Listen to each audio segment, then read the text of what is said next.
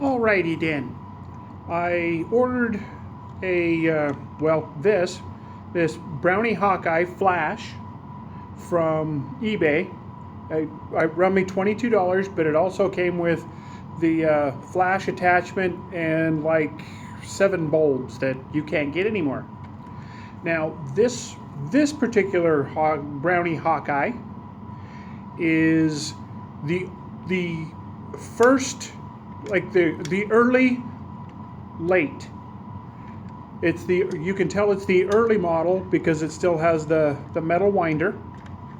Still has the metal winder, but it's late early because it has the flash attachment, which I do actually have 2 of them. I picked up another flash from somewhere else, and I thrifted it, and so I do have a second flash. But what we're going to do here, and well, the best I can figure with this is a 1953, April of 53. As long as that last number, the last number there is an A. It might be something else, but I'm thinking it's an A. So it's an April 1952, sorry. April 1952. It's supposed to take the 620 film, but it looks like the ears move plenty. The later ones actually have like a tab in here and then down here that won't allow this to move out far enough for the 120 film. But this one doesn't have it. I do have the 620 take-up spool, which will probably, I don't know, when I get done with the roll of film I'm about to install, I'll see if it fits in the take-up wheel. But I picked this up and it was in good shape, but filthy. Oh, filthy. So I took it all apart and I cleaned this glass, the mirror inside, the glass here.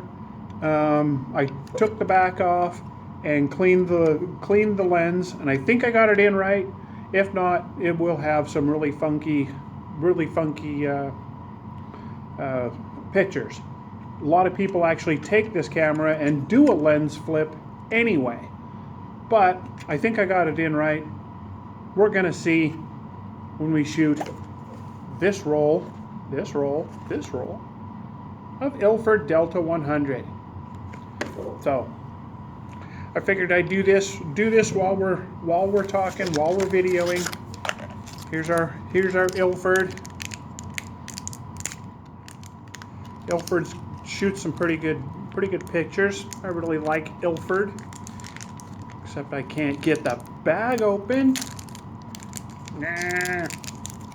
Anyway, yay! And here's our Ilford.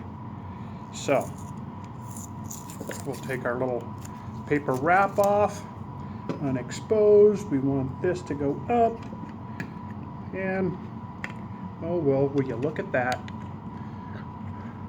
Oh rats! And I didn't bring my nail clippers, so we might have to actually use nail clippers on this to get the to reduce the size of the spool itself. And if that's the case,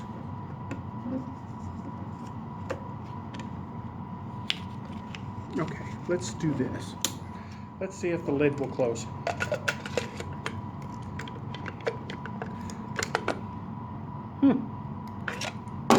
Okay. Oh yeah, we're good. Oh yeah, I think we're gonna be good. So anywho, pull it out. I probably should just take this out anyway. That was sweet. Okay, the 620 has a long slot. Let's go here, and then a narrow slot. So what you want to do is, being this is tapered, you go in through the long slot side, pull it through, roll it a little bit, pull out enough. Just enough.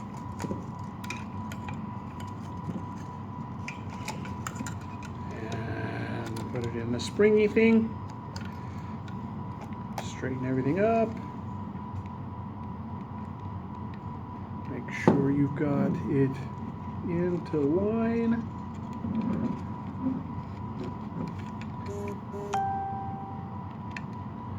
There we go. Okay, so there's your little arrow. Hey, look at that. It rolls. There's your little arrow.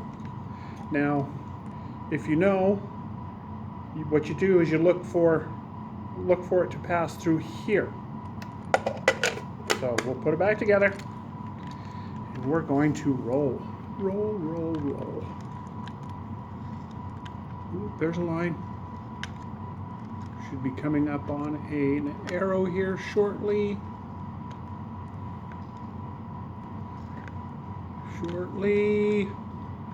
Maybe not. Oh, hey, look, there's an arrow. Another arrow.